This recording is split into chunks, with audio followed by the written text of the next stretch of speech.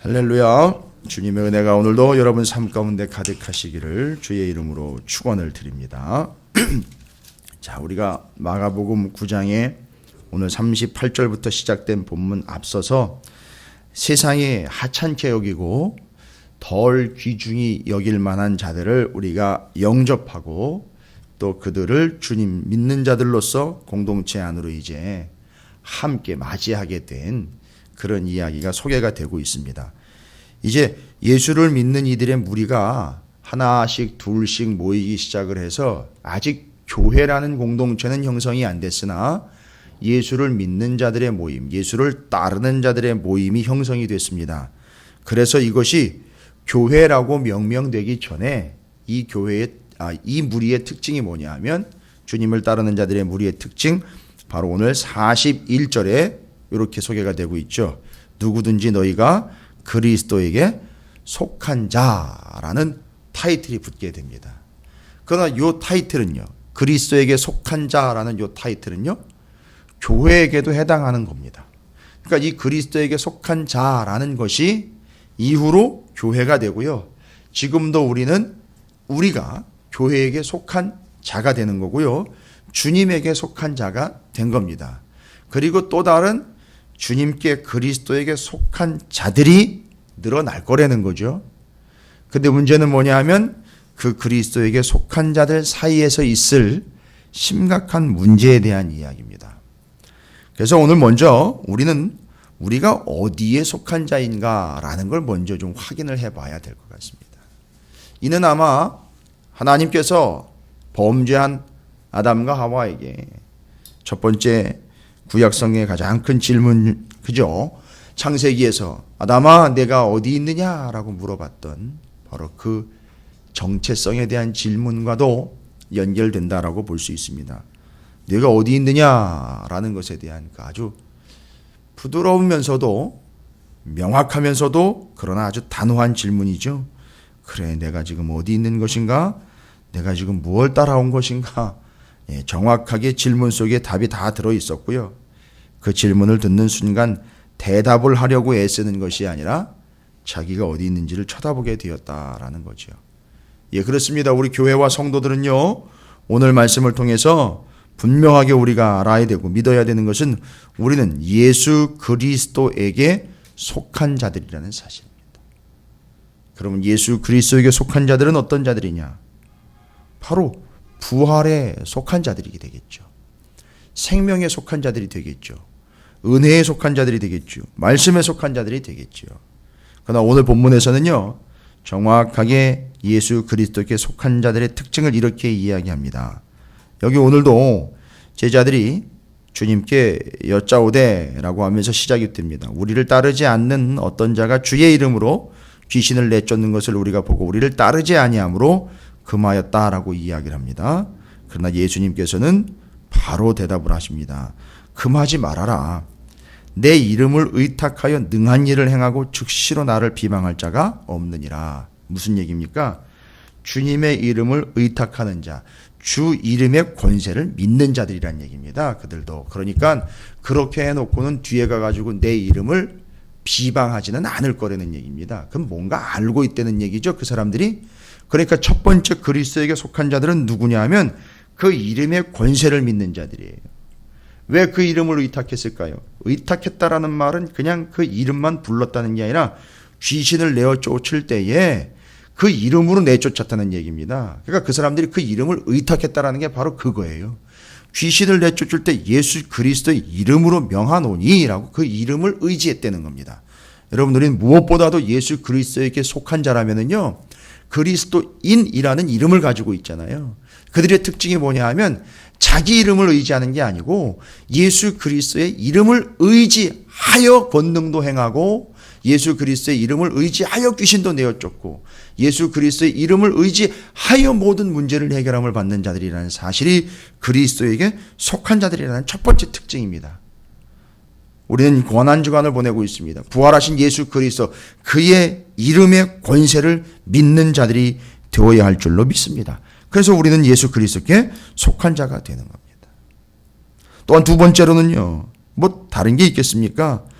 그들 예수 그리스도의 이름을 의지해서 귀신을 쫓아냈던 그들 맞습니다. 그것이 첫 번째 조건이 될 수 있고요. 그 다음에 이제 분명히 제자들이 이야기합니다. 약간 오해를 한 거죠. 따르지 않는 사람들은 속하지 않은 거구나라고 오해를 했었어요. 그러나 이름을 의지했기 때문에 속한 거라고 분명히 주님은 얘기하셨고 인정해 주셨습니다. 두 번째로는요. 뭐니 해도 다른 게 아니라 이 제자들처럼 주님을 따르는 자가 주님께 속한 자들이겠죠. 그래서 그 이름의 권세를 믿는 자요, 의탁하는 자들이고 주님을 실질적으로 지금 따라가고 있는 자들이 바로 주님께 속한 자들이라는 얘기입니다. 한 가지 더 이제 주님이 이야기를 하시죠. 주님을 반대하지 않고 주님을 위하는 자. 이건 뭡니까? 주님 편에 서서 주님을 변호하는 자들입니다. 이게 바로 이제 구약에서 그렇게 우리가 얘기했던 미리암처럼요, 에스더처럼 하나님 앞에서 기대하며 주님을 호응하며 주님에 대한 확고부동한 옹호자로서 서 있는 걸 이야기하는 겁니다. 그래서 이게 주님의 편이다라고 이야기했는데 바로 주님을 반대하지 않고 주님을 위하는 자, 곧 주님의 편에 선 자라는 겁니다. 그래서 우리는 이 세 가지를 통해 주님께, 예수 그리스도께 속한 자들이라는 것을 확인합니다. 이제 우리 모두는 다 예수 그리스도께 속한 자들인데 문제는 뭐냐 하면 오늘 이 본문은 속한 자다라는 특징을 이야기하려고 하는 게 아니라 속한 자들 사이에서 일어나는 심각한 문제를 이야기하는 겁니다. 안 믿는 사람들 얘기하는 게 아닙니다. 이 본문의 대상은 그리스도 예수를 믿는 자들 안에서 있는 얘기를 하는 거예요. 그러니까 안 믿는 자들을 향한 이야기가 아니고 안 믿는 자들과 교회의 예수 그리스도에게 속한 자들과의 관계를 이야기하는 것도 아니에요. 이미 예수 그리스도와 관계없었던 이들이 영접하여 공동체 안으로 들어왔습니다. 자, 그런 대상들은 그렇게 이야기할 수 있어요. 그러면 이제 그 그리스도 예수를 믿는 그리스도 예수 안에 속해 있는 공동체 안에 무슨 일이 있느냐 봤더니만 이런 일이 있답니다. 실족시키는 일이 생긴다는 거예요. 서로가 서로에게요. 그런데 주로 실족을 당하는 이들이 누군가 봤더니만 여러분 그 앞에서 33절부터 37절까지 우리가 내용을 살펴봤어요. 참 하찮게 여겨졌고 작은 영혼으로 여겨졌던 이들이 주님을 영접해 또 우리가 공동체가 영접해서 공동체 안으로 들어왔습니다. 들어왔는데 이상하게 공동체 안에서도 그들을 여전히 하찮게 여기는 분위기가 있더라는 거죠. 꼭 그들만이 아니라 공동체 안에서도 같이 예수 그리스도께 속한 이들이 서로가 서로를요 어떻게 합니까? 실족시키는 일이 발생된다는 겁니다. 여러분 실족시킨다라는 말을 시험 들게 했다라는 말로 오해하시면 안 돼요. 요 실족시킨다라는 말은 일단 실족시키는 사람에게 대해서는 범죄하는 자라는 뜻을 가지고 있습니다. 그러니까 범죄하는 모든 자들이에요. 왜일까요? 그 사람이 범죄하는 걸 보면 다른 사람이 실족을 하게 돼 있어요. 이게 교회 공동체의 특징입니다. 지는 못하면서 남 보고는 뭐라 그래? 이런 얘기하는 게 아니고요. 무엇이든지 누구든지 공동체 안에 들어있는 모두는요. 상대방을 실족시킬 수 있는 가능성을 가지고 있어요. 왜요? 예수를 믿는 자로서 내가 죄를 범하게 되면 상대방이 그걸 보고 실족하게 되어 있어요. 그러니까 우리는 이걸 염두에 둬야 됩니다. 공동체 안에 있는 모두는 이걸 반드시 염두에 둬야 됩니다. 그래서 죄와 그렇게 씨름을 하는 겁니다. 우리가 죄를 짓지 않으려고 하는 문제도 하나님 앞에 온전히 서는 부분도 있지만 사랑하는 지체들을 위해서 우리는요 죄를 짓는 자가 되어 그들을 실족시켜서는 안 된다는 첫 번째 관점이 있습니다. 그 다음에는요 실족시킨다라는 뜻은요 명확하게 이야기하는 겁니다. 꺼리 낀다라는 얘기고요. 별로 이렇게 좋아하지 않는 거예요. 꺼리 끼는 겁니다. 그 다음에는요 배척을 하는 겁니다. 좀 쉽게 얘기하면 이제 밀어내는 거예요. 이걸 실족시키는 거라고 이야기하고 있습니다.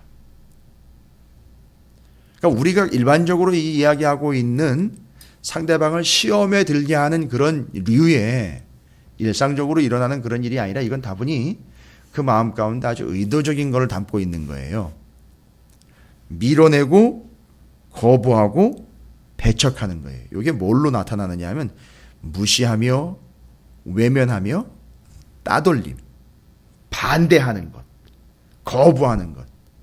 받아치는 것, 이런 걸로써 상대방을 존재 자체를 받아들이지 않는 것. 그래서 요거를 앞선 본문과 연결을 하면 영접치 않으려고 하는 자세, 이렇게 보시면 될 겁니다.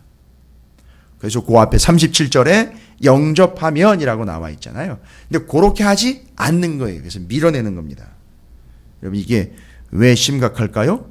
요렇게 내가 범죄하는 걸 보고 상대방이 실족하거나 의도적으로 상대방을 거절하고 거부하고 밀어내고 배척하는 그들요, 그들은 왜 심각하냐 하면 바로 이렇게 이야기하고 있습니다. 바로 그게 범죄이기 때문에 그렇습니다. 죄이기 때문에. 그 결과는요, 그렇게 실족시키는 자들은 어떻게 된다느냐면 42절에 나와 있죠. 누구든지 나를 믿는 이 작은 자들 중 하나라도 실족하게 하면 차라리 연자 맷돌을 그 목에 매여 바다에 던져지는 것이 나으리라 라고 이야기를 하고 있습니다. 아주 심각한 형벌을 이야기하고 있죠. 이게 마태복음 18장 6절에서는요, 수식어를 하나 더 댔습니다. 뭐라고 나와 있냐면 깊은 바다로요. 깊은 바다라고 추가를 했어요. 그러니까 연자 맷돌은 작은 것부터 큰 게 있는데, 큰 거는요, 말이나 나귀가 끌어야지만 움직일 만한 그런 맷돌이 있어요. 큰 게 있습니다. 옛날에 아마 삼손이 돌렸던 그 큰 맷돌 같은 거, 그런 거일 수 있어요. 그걸 어떻게 한다고요? 목에다 걸고요. 그걸 또 싣고 갈 배가 있을지도 모르겠지만 어쨌든 과장법이긴 합니다. 심각하게 얘기를 하려고 좀 세게 얘기를 하신 거기도 해요, 이 얘기는. 근데 어디로 갑니까? 깊은 바다로 가는 거예요. 깊은 바다에 가가지고선 그냥 그 사람을 던지는 게 아니라 돌을 던져버리는 거죠. 깊은 바다에서. 아예 그냥 거기서 헤어나오지 못하도록 그냥 너는 여기 있어라 그래가지고 밑바닥으로 그냥 치워버리는 거예요. 얼마나 무섭고 두렵고 떨림의 이야기인지요. 그러니까 공동체 안에서 스스로 죄를 범하고 그것이 상대방에게 상처와 함께 그들을 실족하게 만드는 우리의 존재와 의도적으로 거부하며 밀어내고 밀치고 거절하는 그런 행위들이 얼마나 심각한 것인지를 이야기합니다. 이 깊은 바다 이야기가 나왔으니까 말인데요, 연자맷돌 매가지고 깊은 바다에 빠지는 이가 있는 반면에 어떤 이들은요, 그물을 가지고 가 깊은 바다에 그물을 던지는 이들이 있더라는 거예요. 우리는 절대 깊은 바다에 빠지는 존재가 되어서는 안 됩니다. 깊은 바다에 가서 그물 던지는 존재가 돼야죠. 생각해 보십시오. 그물을 던졌다는 얘기는요, 이 기가 막힌 비유인 것 같아요. 그냥 깊은 바다에 연자맷돌과 함께 빠진 사람은 그냥 그걸로 끝이에요. 근데 깊은 바다에 그물을 던지는 사람은요, 어떤 일이 있을까요? 혼자 못 걷어 올립니다. 같이 걷어 올립니다. 이렇게 좀 정리하시면 좋을 것 같아요. 우리는 늘 깊은 바다에 가서 그 하나님의 풍성한 은혜를 구하기 위해서 늘 그물을 던지는 어부와 같이 깊은 은혜와 더 깊은 하나님의 진리들을 위하여 그물 던지듯 그렇게 던지면 혼자가 아니라 같이 끌어올려야 되니까요, 좀 그런 존재가 돼야 되지 않겠느냐. 그래서 거부하고 거절하고 막아내고 쳐내서 혼자 바다에 빠지는 신세 되지 말고 늘 깊은 바다에 그물 던져 함께 끌어올리는 그런 공동체가 돼야 되지 않겠느냐. 이걸 이야기 좀 드리고 싶어요. 요게 이제 공동체가 이야기하고 있는 심각한 문제예요. 절대 우리는 스스로 혼자 바다에 빠지는 존재가 되어서는 안 됩니다. 그래서 아주 단호하게 얘기를 하죠. 이게 얼마나 심각한 일인지. 그래서 나 하나 잘한다고 되는 문제 아닌 공동체를 생각하며 지체들을 생각해야 된다라는 분명한 이야기를 하려 43절부터 만일 내 손이 너를 범죄하거든요. 범죄라는 말이 여기서 또 다른 표현으로 실족하게 하거든이라는 얘기예요. 그러니까 지금 여기 범죄, 실족은 같은 의미로 쓰여 있습니다. 그 다음에는요, 장애인으로 영생에 들어가라. 그 다음에는요, 45절에 내 발이 너를 범죄하거든요. 실족하게 하거든요. 또 47절에 내 눈이 범죄하거든 실족하게 하거든. 보십시오. 손, 발, 눈이 상대방을 실족시켜요. 어떻게 해요? 발은요, 걸어 넘어뜨려요. 우리의 발이요, 상대방을요. 그 다음에 손은요, 실족시키는 게 거절하고 거부하는 거라 그랬죠. 밀쳐내는 거라 그랬죠. 밀어냅니다. 어떻게 해요? 이 사람이 발을 걸어가지고 넘어뜨렸더니만 주 예수 그리스도 안에 있다가 경계를 넘어가 버렸어요. 넘어지면서 바깥으로 빠져나가 버렸다고요. 그 다음에는요, 손을 가지고요 어떻게 합니까? 밀어내 버렸어요. 바깥으로요. 주님이 영접했는데 우리가 오히려 그걸 밀어냅니다. 그 다음에는요, 눈은요, 눈으로 아예 외면을 해버려요. 그 밀어내는 거잖아요. 어떻게 하라는 거죠? 그러면 이렇게 하지 말고 차라리 그럴 바에는 걸려 넘어지게 하는 발, 밀어내는 손, 거부하는 눈을 다 빼버리고 잘라내려는 거예요. 그럼 어떻게 할까요? 이 사람은요, 그냥 받아줄 수밖에 없는 거예요. 상대방을요. 차라리 그렇게 해서 영생으로 들어가는 게 낫지.